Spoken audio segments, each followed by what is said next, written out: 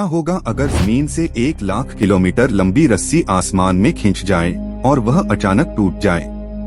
यह सिर्फ science fiction नहीं, यही स्पेस एलिवेटर का डरावना सवाल है जो हमारी कक्षा तक सीधी सड़क देने का वादा करता है। लेकिन इस सपने के रास्ते में एक दैत्य खड़ा है जिसे हराना आज की टेक्नोलॉजी के लिए बेहद कठिन है। स्पेस एलिवेटर का विचार आसान लगता है, जमीन पर एंकर, ऊपर जियोस्टेशनरी कक्षा तक लगभग 35,786 किलोमीटर और उससे भी आगे काउंटरवेट तक कुल लंबाई करीब 1,00,000 किलोमीटर। यह इतना लंबा है कि पृथ्वी के चारों तरफ 2.5 चक्कर लगाने जितना, फिर भी मोटाई महज मिलीमीटर में सोची जाती है। जितना हल्का उतना स्थिर, वरना पूरा ढांचा खुद के वजन से ही हार जाएगा। सबसे बड़ी इंजीनियरिंग समस्या है सामग्री। ऐसी डोरी चाहिए जो स्टील से 50 गुना मजबूत पर स्टील से 5 गुना हल्की हो।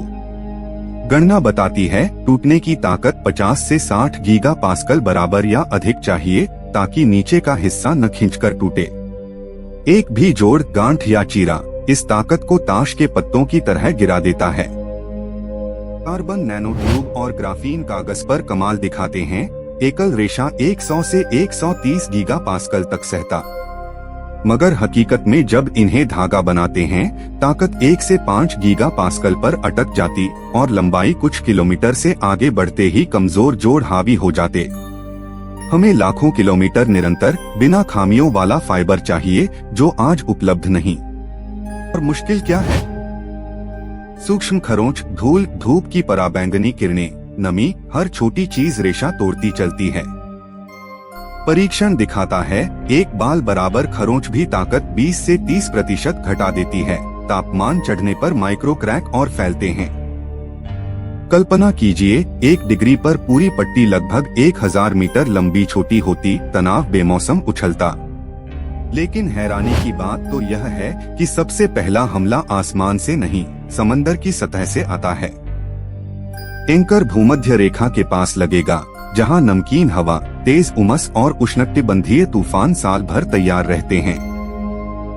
200 किलोमीटर प्रति घंटा से ऊपर की हवाएं, 15 मीटर ऊंची लहरें नीचे के सिरे को खतरनाक झटके देती।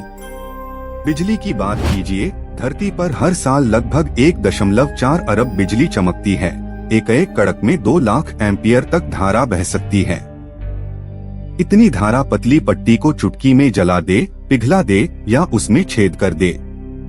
हमें सतत ग्राउंडिंग, आकाशीय परावर्तक परत और बड़ी दूरी पर बिछे सर्जरीटूर चाहिए जिनका वजन अपने आप में टनों में बढ़ता। नमक और नमी से बचाने के लिए कोटिंग चाहिए, पर कोटिंग भी बोझ है। मान लीजिए औसतन 1 किलो प्रति किलोमीटर सामग्री जोड़ दी तो 1,00,000 किलोमीटर पर यह 1,00,000 किलो यानी 100 टन बैठता है, जो 10 शहर बसों जितना वजन है। हर अतिरिक्त टन नीचे तनाव बढ़ाता और ऊपर काउंटरवेट और बड़ा मांगता। उष्णकटिबंधीय चक्रवात भूमध्य रेखा के आसपास भले कम बनते, पर जब आते हैं तो दबाव, बारिश और हवा का तांडव कई दिन नहीं रुकता। हमें आधार को लचीला रखना होगा ताकि रस्सी झटके खाकर न टूटे बल्कि सुरक्षित झूले की तरह ऊर्जा सोख ले। यह संतुलन समुद्री लहरों की ताल पर हर मिनट बदलता रहेगा। अब ऊपर नजर उठाइए, निचली कक्षा में 10 सेंटीमीटर से बड़े लगभग 36,000 से ज्यादा टुकड़े ट्रैक किए जाते हैं और करोड़ों सूक्ष्म कण घूमते।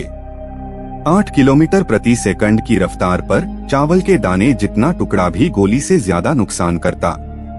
यह डोरी जैसे चंद्रमा तक जाती दीवार नहीं बल्कि महीन पर्दा है जो हर पल छेदा जा सकता है। समाधान क्या? एकल रस्सी नहीं, सैकड़ों पतली रिबन का बंडल, हर रिबन हजारों रेशों का जाल, ताकि एक कट केवल 1% ताकत ही गिराए। साथ में खुद ब खुद भरने वाला रेजिन जो गर्मी पाकर छेद बंद करे।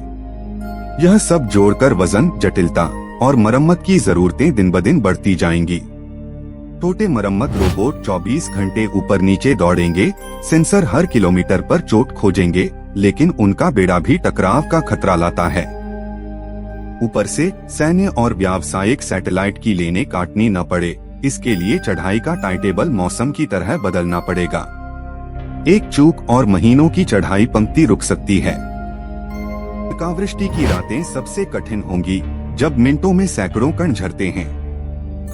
तब रस्सी का कोण बदला जाएगा या कुछ घंटों के लिए लोडिंग बंद रहेगी ताकि छेद छन्नी न बन जाए। याद रखिए, यह 1 लाख किलोमीटर लंबा लक्ष्य है जिसे अंधेरे में अनगिनत सुइयां लगातार चुभोती रहती हैं। गतिविज्ञान की उलझने कम नहीं। पृथ्वी के घूमने से कोरिलिस बल डोरी को साइड में खींचता, चढ़ते माल की गति अलग ताल बनाती। हवा के एक झोंके से पैदा झूला आंदोलन ऊपर तक सैकड़ों मीटर, कभी कभी किलोमीटर तक फैल सकता है। इसे शांत रखने को ऊपर काउंटरवेट पर थ्रस्टर, नीचे आधार पर सक्रिय डैम्पर साथ काम करेंगे। इस पूरी प्रणाली का प्राकृतिक दौर 3 से 7 घंटे के बीच बैठ सकता है, यानी गलत लय में चढ़ाई शुरू हुई तो झूला हर चक्कर में और बड़ा होता जाएगा। इसलिए ट्रैफिक का अनुशासन सख्त होगा, जैसे पुल पर सब एक साथ कदम नहीं मिलाते। गणना, सिमुलेशन और असली फीडबैक, हर मिनट नियंत्रण का खेल चलाते रहेंगे। तापमान का खेल और चुभता है। सुबह शाम धूप बदलते ही रेशे सिकुड़ते फैलते हैं। 1 डिग्री पर लंबाई में लगभग 1000 मीटर तक फर्क आ सकता है। इतनी लंबी पट्टी में यह खिंचाव नीचे एंकर और ऊपर काउंटरवेट को लगातार नई डोरियों की तरह खींचता। गलत भरपाई की तो नीचे कटाव, ऊपर डगमगाहट तुरंत बढ़ेगी। ऊर्जा पर आए, 1 किलो सामान को 0 कक्षा तक उठाने में लगभग 50 से 60 मेगाजूल लगते हैं। 20 टन पर यह करीब 1000 गीगाजूल बैठता है। इतना मानिए जितनी बिजली लगभग 2.8 लाख घर 1 घंटे में लेते। लेजर या माइक्रोवेव बीम से यह भेजना बादल, बारिश और गर्मी के कारण बेमुरौवत मुश्किल बनता है। तैयारी कैसे होगी? पहले रॉकेट से पतली बीज डोरी ऊपर भेजी जाएगी, फिर स्टेशन इसे धीरे धीरे नीचे उतारेगा। साथ ही ऊपर की ओर अतिरिक्त लंबाई जोड़कर काउंटरवेट संतुलन बनाएगा। यह हफ्तों चलेगा। हर किलोमीटर पर सेंसर, हर 100 किलोमीटर पर जोड़ परीक्षण। समंदर में एंकर लगते ही असली प्रेशर टेस्ट शुरू होगा। अगर बीच से कट गया तो सैकड़ों टन की डोरी चाबुक की तरह लहराकर भूमध्य रेखा के पार हजारों किलोमीटर तक गिर सकती है। जंगल, समंदर, जो भी सामने आए। इसे हर कुछ 100 किलोमीटर पर सुरक्षित काटखंड बनाने होंगे ताकि टूटने पर टुकड़े छोटे छोटे गिरें और बहाव उन्हें खुले समंदर की तरफ मोड़ दे। तो सबसे बड़ी रुकावट कौन सी है? जवाब है अद्भुत ताकत और कम वजन वाली, निरंतर, बिना खामी की सामग्री को औद्योगिक मात्रा में बनाना। मौसम, ऊर्जा और नियंत्रण जटिल हैं, पर इंजीनियरिंग तरीकों से धीरे धीरे काबू में आ सकते हैं। पर सही डोरी के बिना बाकी सब बस खूबसूरत चित्र ही रहेंगे। यथार्थवादी राह क्या कहती है? पहले 100 से 1000 किलोमीटर लंबे प्रायोगिक टेथर जो कम लोड उठाए, लागत अरबों डॉलर और दसियों साल की मेहनत। जैसे जैसे फाइबर की ताकत 10, फिर 30 और 50 गीगा पास्कल के करीब पहुंचेगी, हम चरणबद्ध तरीके से भारी एलिवेटर की तरफ बढ़ेंगे, नहीं तो सपना अधूरा रहेगा। दोस्तों, अब फैसला आपका। क्या आपको लगता है पहले अल्ट्रा मजबूत फाइबर आएंगे या ऊर्जा बीमिंग की बाधाएं टूटेंगी? अपने विचार कमेंट में लिखिए, यह वीडियो शेयर करिए और ऐसे ही गहरे पर सरल विज्ञान एपिसोड के लिए चैनल को सब्सक्राइब करिए। अगली कड़ी में हम चंद्रमा वाले एलिवेटर की संभावनाएं टटोलेंगे।